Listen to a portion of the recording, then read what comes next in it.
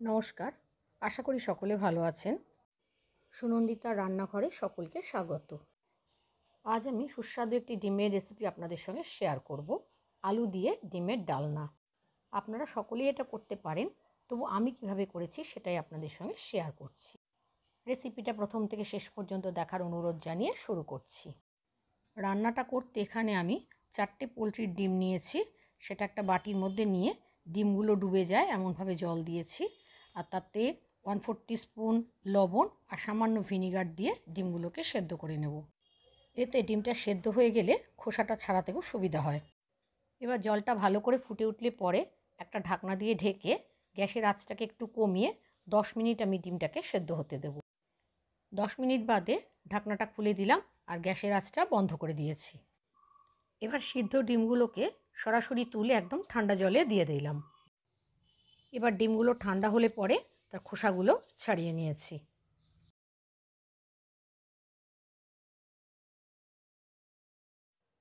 সব ডিমগুলোর খোসা ছাড়িয়ে নেওয়ার পর একটা ছুরি দিয়ে ডিমের গাগুলোকে একটু চিরে দেব, যাতে মশলা ডিমের মধ্যে ঢুকে যায়।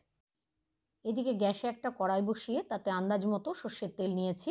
তেলটা একটু গরম হলে একটা মাঝারি সাইজের আলুকে 4 টুকরো করে সামান্য লবণ আর সামান্য হলুদ গুঁড়ো দিয়ে একটু ভেজে নিয়েছি। আলুগুলোকে একটু ভেজে তুলে নিলাম।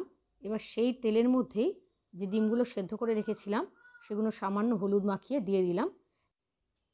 ডিমগুলোকে একটু হালকা করে ভেজে নিয়েছি। ডিমগুলোকে ভেজেও একটা পাত্রে তুলে রাখলাম। এবার কড়াইতে যে তেল ছিল তার মধ্যে ফোড়ন হিসাবে দিয়েছি একটা তেজপাতাকে ছিঁড়ে আর খানিকটা গোটা গরম মশলা, এলাচ, দারচিনি আর লবঙ্গ। এবার গরম মশলাটা ভাজা হলে পরে দুটো বড় সাইজের পেঁয়াজকে আমি এখানে কুচিয়ে রেখেছিলাম, সেই পেঁয়াজ কুচিটাকেও দিয়ে দিলাম। এবার পেঁয়াজটাকেও একটু ভেজে নেব। পেঁয়াজটা যাতে তাড়াতাড়ি নরম হয়ে যায় সেজন্য সামান্য একটু লবণ এই পেঁয়াজের মধ্যে দিয়ে দিলাম, আর তার সঙ্গে সামান্য চিনিও দিয়ে দিলাম। এবার কিছু বাটা মশলা আর কিছু গুঁড়ো মশলা দিয়ে দিয়েছি। প্রথমে দিয়েছি 1.5 চা চামচ আদা বাটা, 1 চা চামচ রসুন বাটা। আদা বাটা রসুন বাটাকে তেলের মধ্যে একটু ভেজে নিয়েছি। তারপর একটা ছোট সাইজের টমেটোকে আমি গ্রেট করে নিয়েছি, সেটাও কড়াইতে দিয়ে দিলাম। এবার টমেটোটাকেও আদা রসুন বাটার সঙ্গে একটু ভালো করে কষিয়ে নিলাম, যাতে কাঁচা গন্ধটা চলে যায়।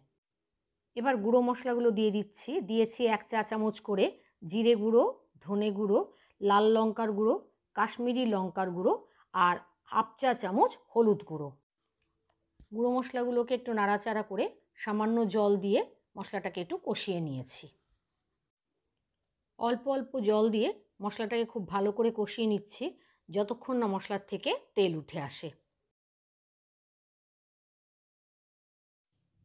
মশলা ভালো করে কষানো হলে অল্প করে জল দিয়ে দিয়েছি।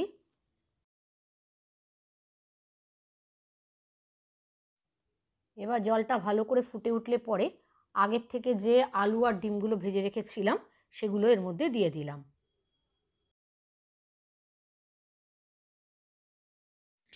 ডিম আর আলু দেওয়ার পর ঝোলটা ফুটে উঠলে পরে আবার কড়াইটাকে ঢাকা দিয়ে গ্যাসের আঁচটাকে একটু কমিয়ে মিনিট 5 আমি আলুটাকে একটু সেদ্ধ হতে দেব।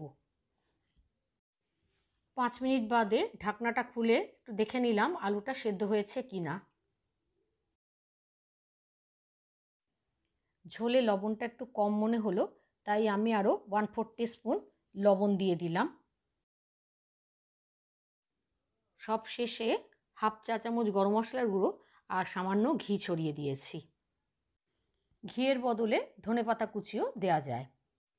এবারে ঘি আর গরম মশলাটা মিশিয়ে নিয়ে গ্যাসের আঁচটাকে বন্ধ করে ঢাকা দিয়ে কিছুক্ষণ রেখে তারপর পরিবেশন করলেই তৈরি হয়ে গেল সুস্বাদু আলু দিয়ে ডিমের ডালনা। রেসিপিটা ভালো লেগে থাকলে লাইক, শেয়ার, কমেন্ট করার অনুরোধ রইল। যারা ইউটিউব থেকে দেখছেন তাদের আমার চ্যানেলটা সাবস্ক্রাইব করার, আর যারা ফেসবুক থেকে দেখছেন তাদের আমার চ্যানেলটা ফলো করার অনুরোধ রইল। আজ তাহলে এখানেই শেষ করছি। আবার আসবো নতুন কোনো রেসিপি নিয়ে। ততক্ষণের জন্য সকলে ভালো থাকবেন, সুস্থ থাকবেন। ধন্যবাদ।